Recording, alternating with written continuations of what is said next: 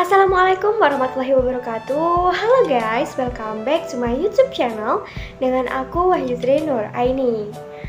Kalian udah belum nonton videoku sebelumnya tentang konsep manajemen pendidikan tinggi? Kalau belum, kalian harus banget tonton video-videoku sebelumnya sebelum kalian melanjutkan ke video ini. Kali ini kita akan membahas sekolah sebagai suatu sistem. Tapi sebelumnya, video ini aku buat sebagai pemenuhan tugas mata kuliah pengelolaan pendidikan dengan dosen pengampu Bapak Dr. Muhammad Kristiawan MPD. Langsung aja simak videonya ya. Di sini kita akan membahas 6 submateri pokok. Yang pertama ada pendidikan sistem, yang kedua sekolah sebagai suatu sistem, yang ketiga input sekolah, yang keempat proses sekolah, yang kelima output sekolah, dan yang keenam outcome sekolah. Teman-teman, sekarang kita akan membahas pendidikan sistem. Sistem, kalian pasti nggak asing lagi dengan kata-kata tersebut, bukan? Nah, apa kalian tahu apa itu sistem? Oke, di sini aku akan bantu jelasin ya.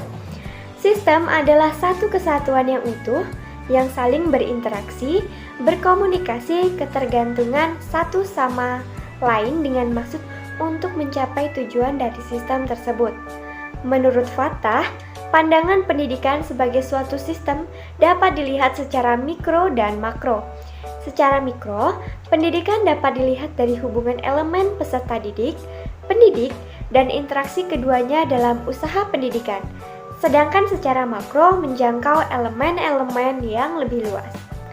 Nah, jadi bagaimana sih sekolah sebagai suatu sistem itu? Sekolah sebagai suatu sistem mencakup beberapa komponen, di mana di antara komponen-komponen tersebut saling terdiri dari beberapa faktor dan komponen yang satu dengan komponen yang lain saling terkait sehingga membentuk suatu sistem. Komponen dari sistem sekolah terdiri dari masukan atau input, proses, keluaran langsung atau output, dan keluaran tidak langsung atau outcome. Nah, kita akan membahas yang pertama, yaitu input sekolah atau masukan. Masukan adalah segala sesuatu yang diperlukan oleh sistem sekolah untuk menghasilkan keluaran yang diharapkan. Masukan terdiri atas 3 hal, yaitu masukan baku, masukan instrumental, dan masukan lingkungan. Untuk ketercapaian pendidikan bermutu, fungsional, produktif, efektif, dan akuntabel, maka diperlukan beberapa hal yang terkait dengan input, yaitu peserta didik, ketenagaan, fasilitas, biaya, kurikulum, perencanaan dan evaluasi, serta hubungan dengan masyarakat dan iklim sekolah yang memadai. Yang kedua, kita akan membahas proses sekolah. Menurut Sagala, proses adalah perubahan dalam suatu objek atau organisme, khususnya tingkah laku atau perubahan psikologis. Proses juga merupakan segala kegiatan yang dilakukan oleh sekolah, termasuk segala proses yang terjadi di dalam sekolah atau kelas dalam rangka mengubah masukan untuk menghasilkan keluaran yang ditargetkan. Proses di sini mencakup kegiatan belajar mengajar, kegiatan pengelolaan sekolah, serta kegiatan administrasi sekolah. Seorang guru harus menguasai unsur-unsur perencanaan proses pembelajaran yang baik, seperti kebutuhan peserta didik, kompetensi dasar, tujuan, strategi, dan lainnya. Perencanaan yang kurang optimal hanyalah menghasilkan kegagalan.